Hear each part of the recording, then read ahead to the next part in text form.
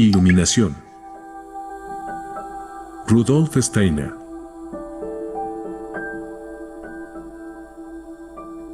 La iluminación parte de procesos muy sencillos. Aquí también se trata de desarrollar ciertos sentimientos y pensamientos que se hallan latentes en todo ser humano y que deben despertar. Únicamente cuando estos sencillos procesos se llevan a cabo con firme paciencia y perseverancia infinita, se llega a la percepción de las formas luminosas internas. El primer paso consiste en observar, de manera especial, diversos seres naturales. Por ejemplo, una piedra cristal transparente de hermosas facetas, una planta y un animal. Concéntrese primeramente toda la atención en comparar la piedra con el animal de tal modo que los pensamientos lleguen al alma, acompañados de intensos sentimientos, sin permitir que otro pensamiento ni sentimiento se introduzca ni perturbe lo que ha de ser observación intensa concentrada. El discípulo se dirá, la piedra tiene forma, también el animal. La piedra permanece inmóvil en su lugar, no así el animal que cambia de lugar. Es el instinto, el deseo, lo que origina la movilidad del animal, instinto a cuyo servicio se halla también su forma. Los órganos y los miembros del animal están modelados de acuerdo con los instintos, no así la forma de la piedra, estructurada por una energía carente de deseo.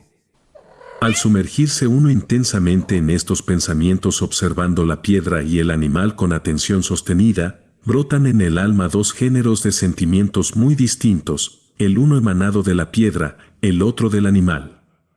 Probablemente no se tendrá buen éxito al empezar, pero, poco a poco, con pacientes ejercicios, surgirán estos sentimientos. Lo indispensable es perseverar en su práctica.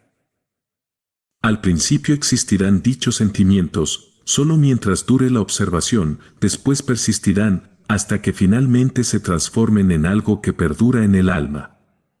Llegado este momento, basta que el discípulo se ensimisme, para que ambos sentimientos aparezcan, incluso sin observación de objeto externo alguno. De estos sentimientos y de los pensamientos que los acompañan, se forman los órganos de la clarividencia. Si sigue a las anteriores, a la observación de la planta, se notará que el sentimiento que ella provoca ocupa el punto medio entre los que se derivan de la piedra y del animal, tanto por su carácter, como por su grado de intensidad.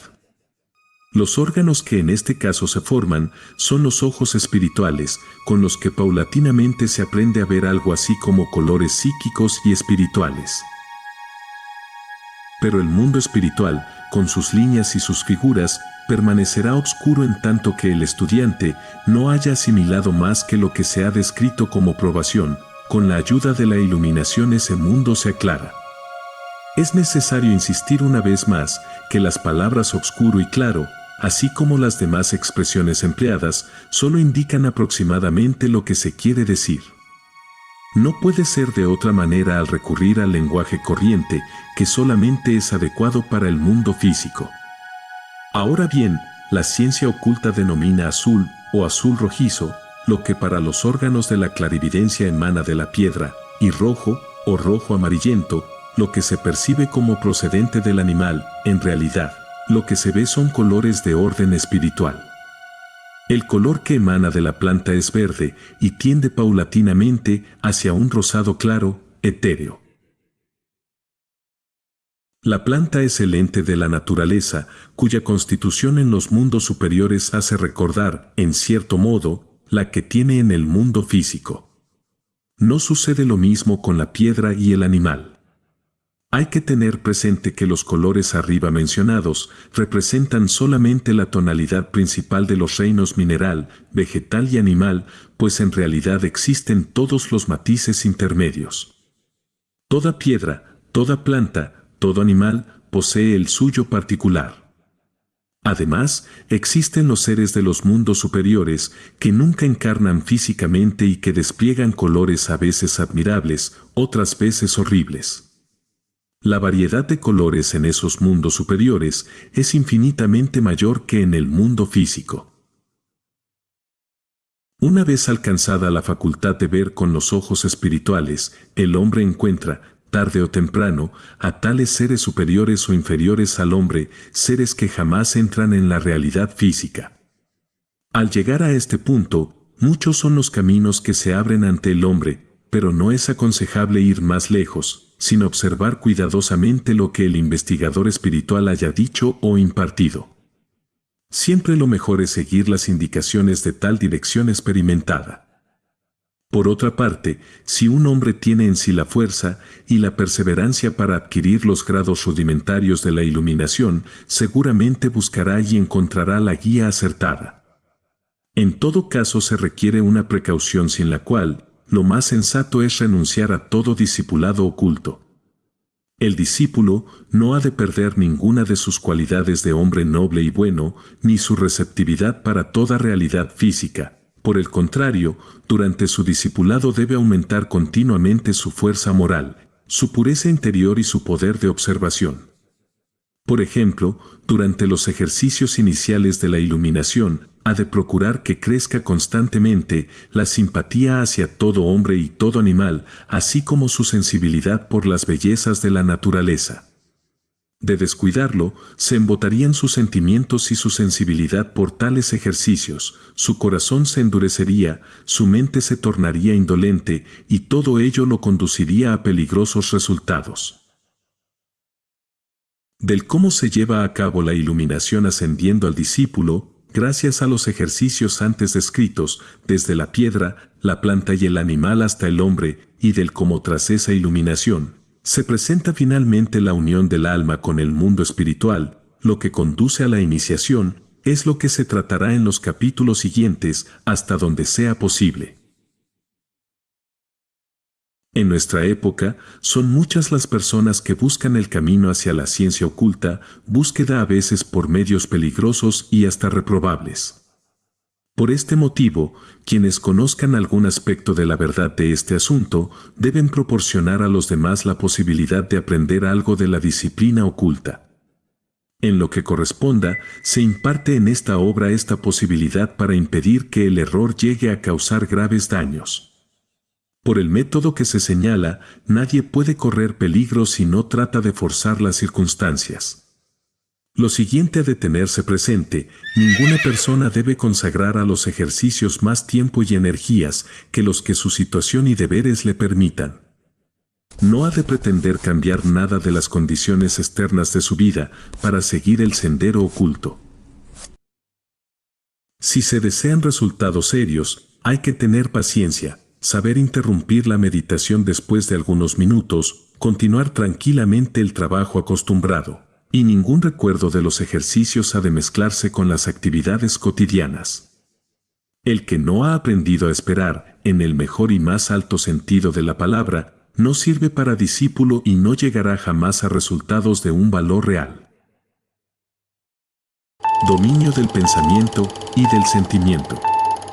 Cuando el discípulo busca el camino de la ciencia oculta por los métodos descritos en el capítulo anterior, debe fortificarse con un pensamiento persistente en el curso de su labor, repetirse constantemente, que quizá ha realizado progresos bastante notables después de algún tiempo, aunque no se le evidencie en la forma que él posiblemente esperaba. Quien no tenga esta actitud interna, puede desarmarse y abandonar todo esfuerzo al cabo de poco tiempo. Las energías y facultades que hay que desarrollar son al principio de índole sumamente delicada y difieren completamente en su naturaleza de la idea previamente formada por el estudiante, que ha estado solo acostumbrado a ocuparse del mundo físico. De ahí que sea importante dar la correcta orientación a los sentimientos y los pensamientos, con lo cual se desarrolla la facultad de percibir lo que es invisible en la vida ordinaria.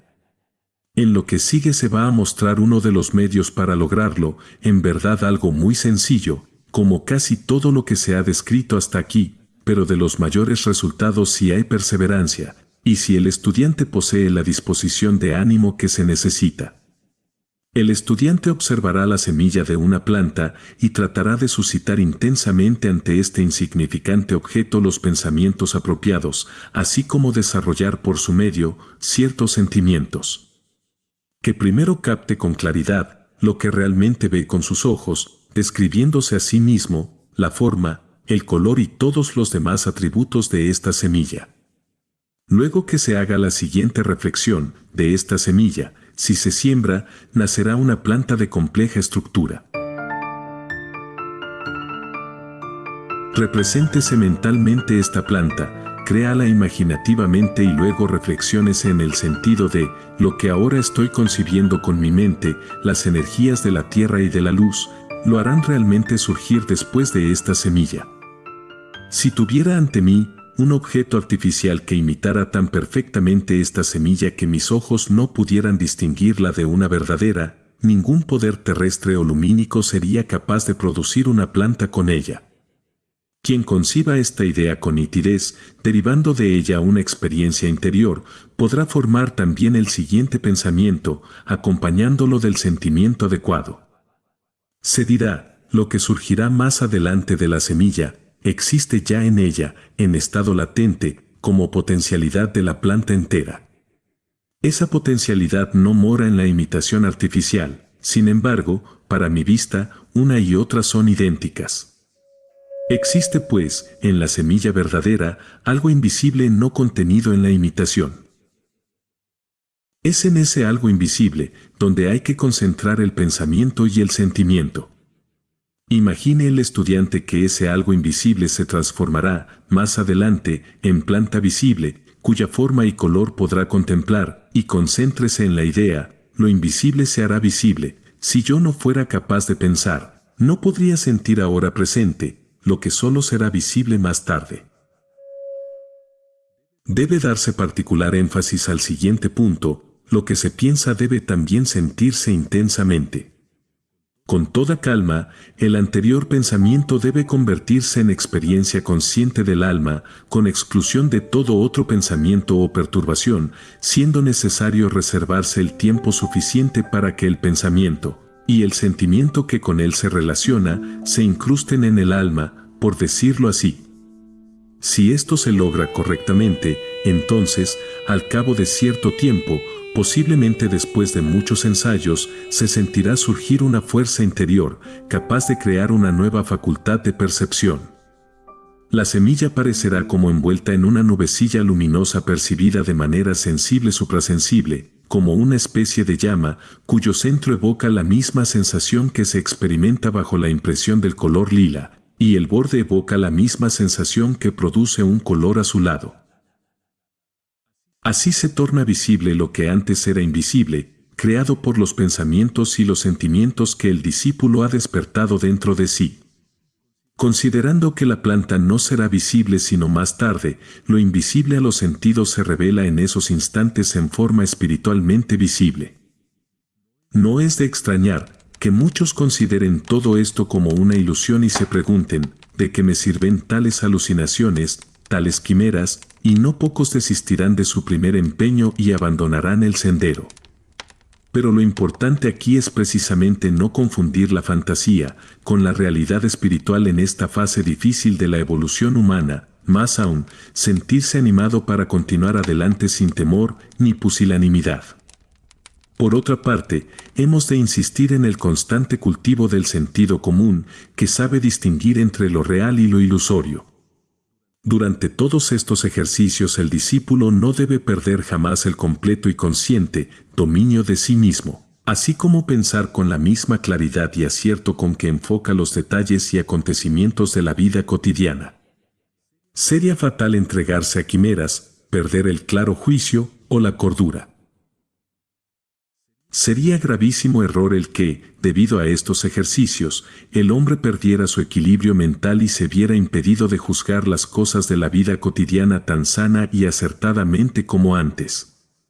Por tanto, el discípulo debe examinarse continuamente para cerciorarse de que no sufre alteración alguna, de que sigue siendo el mismo hombre en medio de las circunstancias de la vida.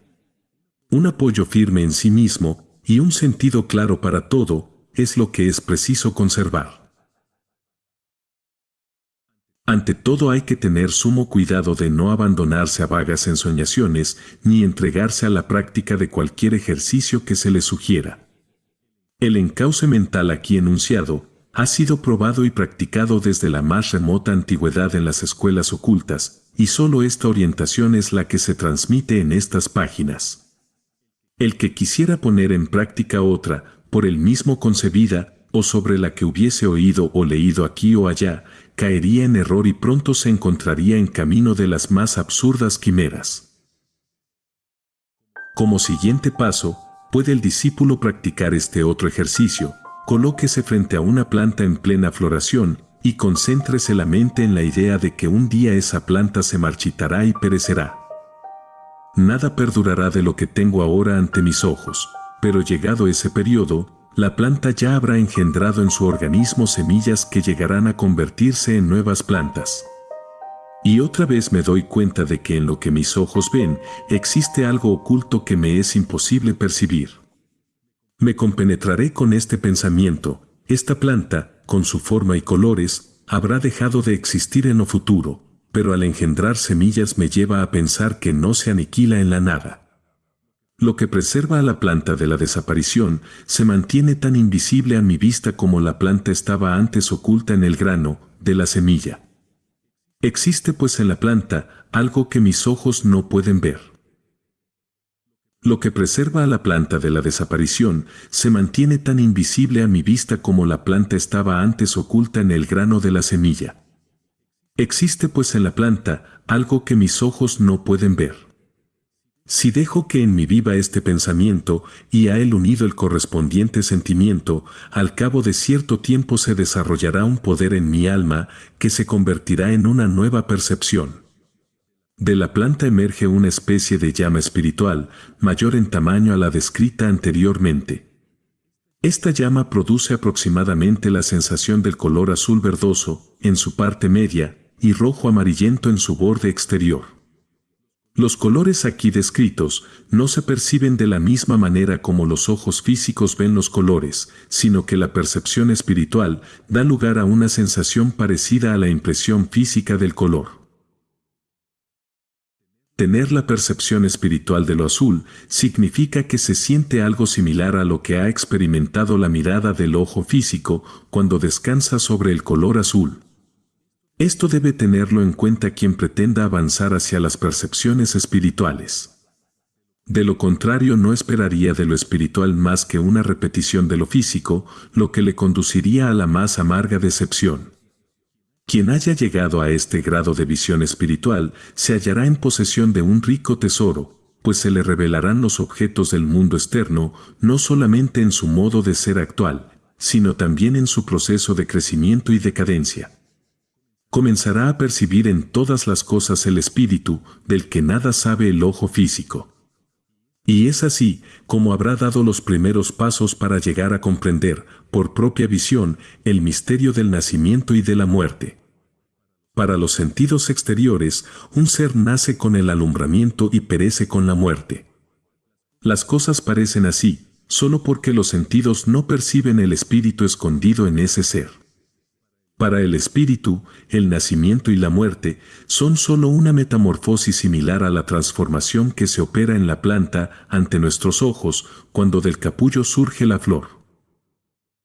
Para reconocer esto por propia visión, se necesita despertar el sentido espiritual requerido mediante los métodos aquí señalados.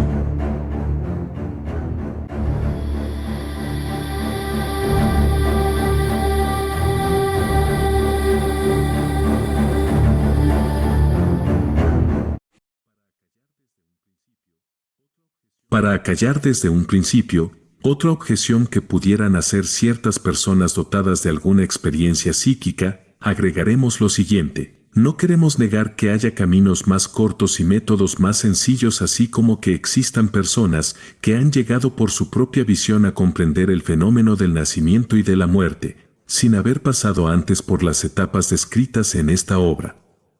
Efectivamente, hay quienes poseen disposiciones psíquicas notables, cuyo desarrollo requiere tan solo un leve impulso, pero tales personas constituyen la excepción, mientras que la senda aquí indicada es camino seguro y válido para todos. Es posible, ciertamente, adquirir algunos conocimientos químicos por medios excepcionales, mas para llegar a ser químico hay que seguir los métodos reconocidos y dignos de confianza.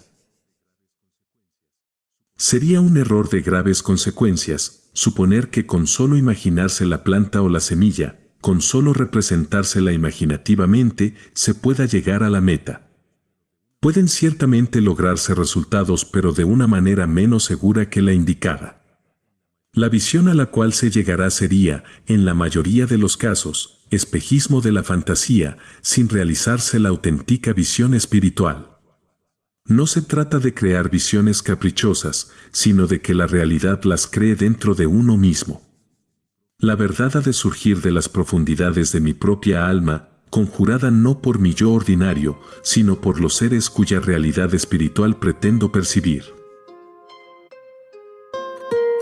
Cuando el discípulo mediante tales ejercicios ha encontrado dentro de sí los rudimentos de la visión espiritual, ya puede elevarse hasta la contemplación del hombre mismo. Al principio debe elegir fenómenos sencillos de la vida humana, pero antes de hacerlo debe esforzarse en alcanzar la más completa pureza de su naturaleza moral. El discípulo rechazará todo pensamiento que pueda tender a una aplicación de los conocimientos así adquiridos para satisfacer sus instintos egoístas. Se obligará a no utilizar jamás para el mal cualquier poder que pudiera adquirir sobre sus semejantes. De ahí que todo aquel que quiera conocer por visión personal los misterios de la naturaleza humana deba observar la regla de oro de la verdadera ciencia espiritual y que reza así: si intentas dar un paso hacia el conocimiento de las verdades ocultas, da 3 pasos hacia el perfeccionamiento de tu carácter. El que observe esta regla puede practicar ejercicios de la índole siguiente: evóquese la imagen de una persona a quien se haya observado cuando ansiaba algo. Concéntrese la atención sobre el deseo mismo. Lo mejor es evocar el momento en que el deseo había alcanzado su mayor intensidad, siendo todavía inseguro si esa persona podría o no satisfacer su deseo. Reflexiónese luego con intensidad sobre lo que de esto pueda recordarse, manteniendo interiormente la más completa calma. Trátese, en la medida de lo posible, de permanecer ciego y sordo para todo lo que acontezca en torno suyo, y póngase especial atención de que surja en el alma un sentimiento suscitado por la imagen representada. Permítase que ese sentimiento ascienda en uno mismo, como una nube sobre un horizonte sereno. Naturalmente que por regla general, la observación quedará interrumpida por no haber observado a la persona en cuestión durante suficiente tiempo en el estado de alma referido. El intento puede ser vano centenares de veces, mas no se debe perder la paciencia. Después de numerosos ensayos, el alma llegará a experimentar un sentimiento que corresponde al estado de ánimo de la persona observada, y se notará además debido a ese sentimiento, que después de algún tiempo, crece en el alma una energía que se convierte en visión espiritual del estado psíquico de la otra persona. Aparecerá en el campo visual una imagen que da la impresión de algo luminoso, imagen que es la llamada manifestación astral del estado de deseo observado en aquella alma. Una vez más, la impresión de esta imagen puede ser descrita como semejante a una llama de centro rojo amarillento y borde azul rojizo o lila. Es menester tratar con delicadeza tal visión espiritual, y lo mejor es no hablar de ella con nadie, a no ser con el propio guía, si se tiene. Porque si se intenta describir tal fenómeno por medio de palabras inadecuadas, frecuentemente se cae en graves errores, se emplean las palabras usuales, no acuñadas para expresar semejantes cosas y, por tanto, demasiado burdas y torpes. Por otra parte, el intento de expresar con palabras estas experiencias lleva a la tentación de hacer deslizar, entre las percepciones genuinas, toda clase de fantasías. Otra regla importante se impone aquí al discípulo: aprende a guardar silencio sobre tus visiones espirituales, debes callar aún ante ti mismo, no trates de expresar en palabras, ni de analizar con un intelecto desmañado, lo que percibes en espíritu. Abandónate despreocupadamente a tu visión espiritual sin perturbarla con demasiadas sutilezas, pues considera que al principio tu capacidad de reflexionar no iguala, en modo alguno, a tu nuevo poder perceptivo. Tu facultad razonadora la conquistaste en tu vida limitada hasta ahora, al mundo físico y sensible, y lo que ahora estás conquistando sobrepasa esos límites. Abstente pues de aplicar a esas nuevas y más elevadas percepciones el patrón de las antiguas. Solo aquel que ya tenga alguna certeza en la observación de experiencias interiores podrá hablar de ellas, estimulando así a sus semejantes. Otro ejercicio puede completar lo ya descrito. Concéntrese de la misma manera la atención sobre el momento mismo en que a una persona se le satisface algún deseo, la realización de una esperanza. Si se observan las mismas reglas y las mismas precauciones que en el caso precedente, se llegará nuevamente a una visión espiritual. Se verá aparecer una forma como llama espiritual, cuyo centro provoca la sensación de lo amarillo y cuyo borde es experimentado como de color verde. Observaciones de esta índole sobre nuestros semejantes pueden ser causa para el observador de un defecto moral, de tornarse insensible e incomprensivo, y hay que evitar, por todos los medios, que esto suceda. Tales observaciones deben llevarse a cabo solamente por quien ya haya alcanzado un nivel tal que tenga la certidumbre absoluta de que los pensamientos son realidades, por consiguiente no deberá permitirse pensar de los demás, en forma que los pensamientos sean incompatibles con el más profundo respeto a la dignidad y a la libertad humanas. No debe, pues, entrar jamás en nuestro ánimo la idea de que un hombre pueda ser para nosotros simple objeto de observación, por lo que paralelamente a cada observación oculta de la naturaleza humana, la autoeducación debe tender a respetar sin reserva el fuero interno de cada individuo y a reconocer la sagrada e inviolable naturaleza de lo que mora en todo ser humano. A desaturarnos un sentimiento de temor reverente ante todo lo humano, aun cuando se trate de representaciones recordativas.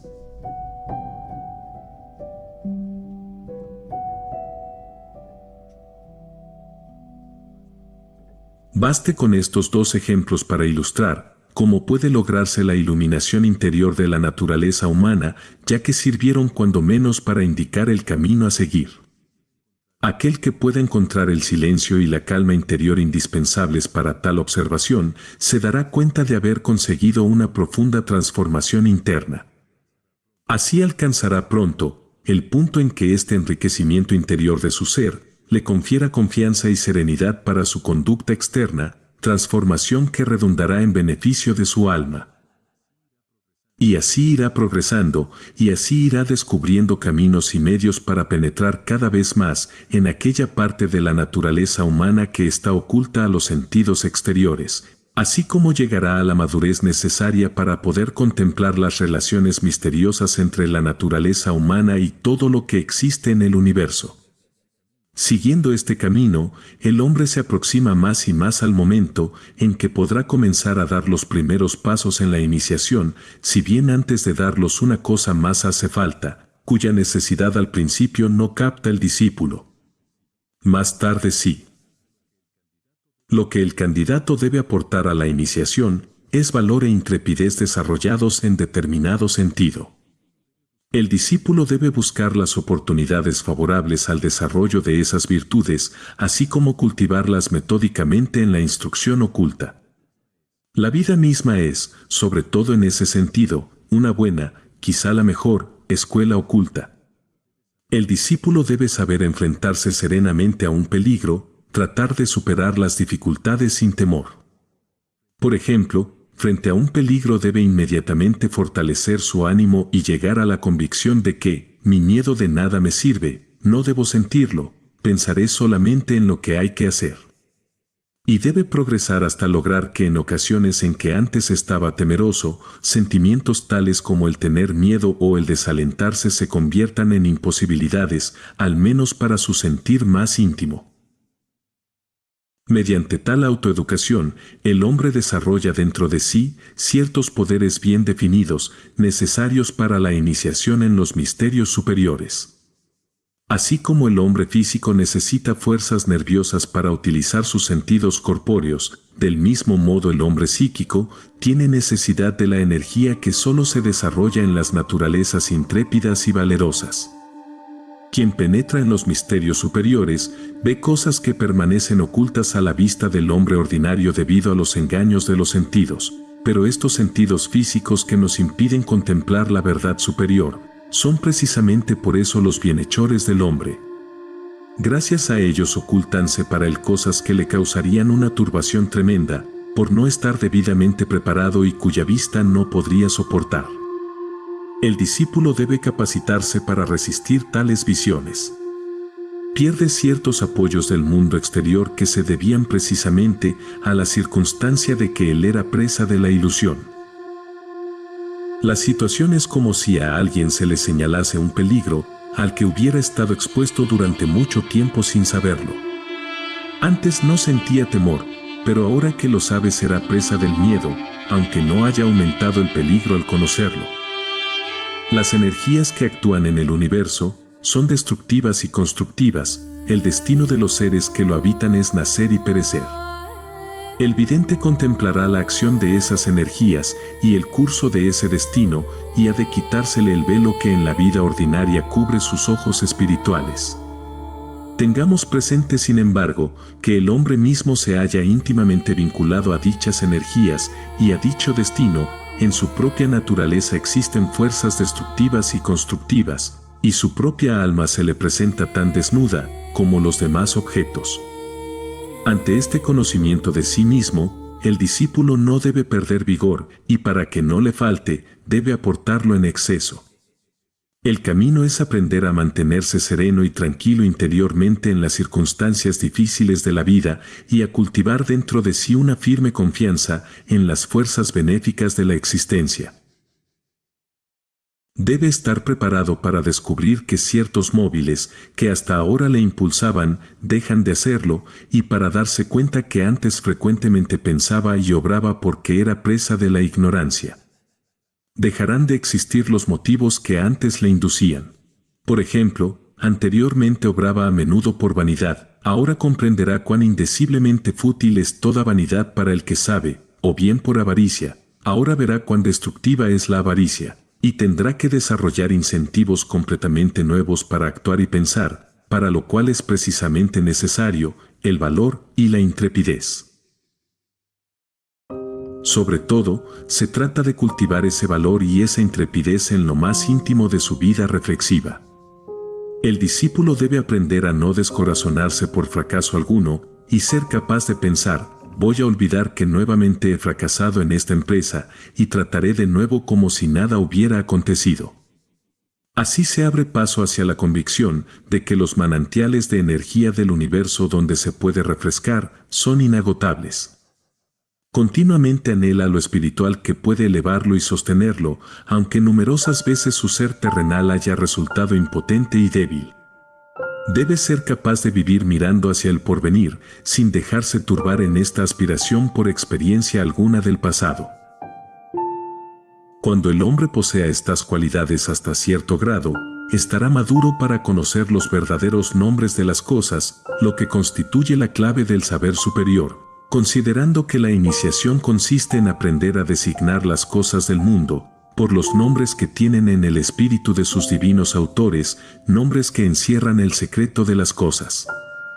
La diferencia entre el lenguaje de los iniciados y el de los no iniciados consiste en que los primeros conocen el nombre por el cual los seres fueron creados.